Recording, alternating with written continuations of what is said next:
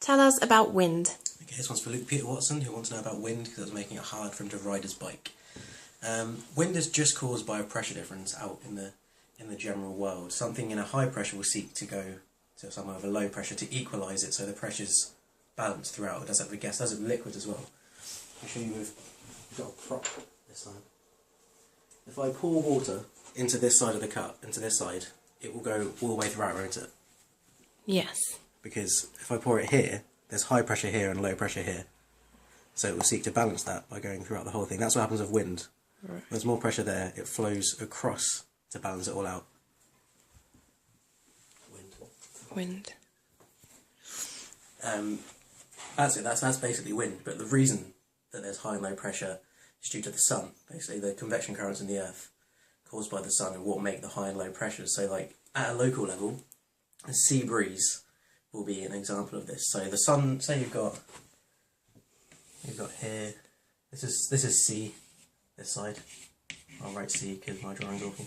Right. This is land.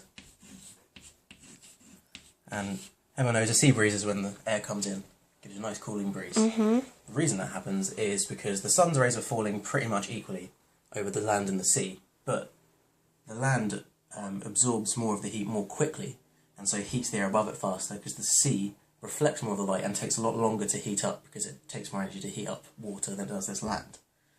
So this air around here, because this land is hotter, this air gets hotter. That makes sense. So yes. it rises, so hot air rises. So this air here is going upwards. This air here is cold, so it's not, it's just there. It's got more pressure. Because this is rising, because hot air is rising, that's creating a difference, because there's low pressure here and high pressure here.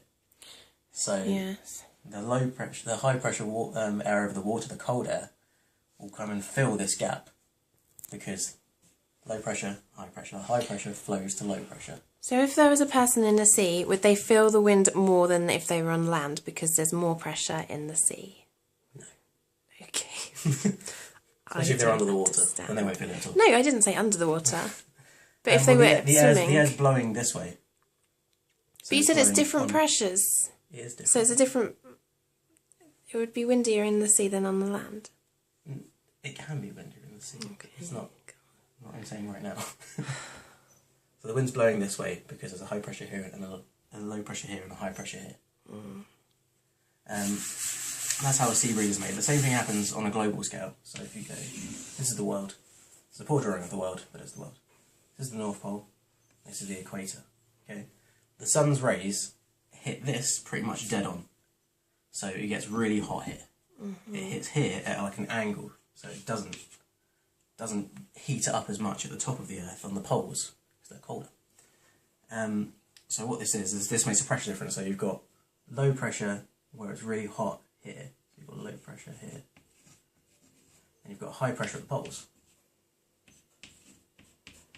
So the air at the poles tries to come down to the middle to equalise the pressure out. So all this air is flowing downwards.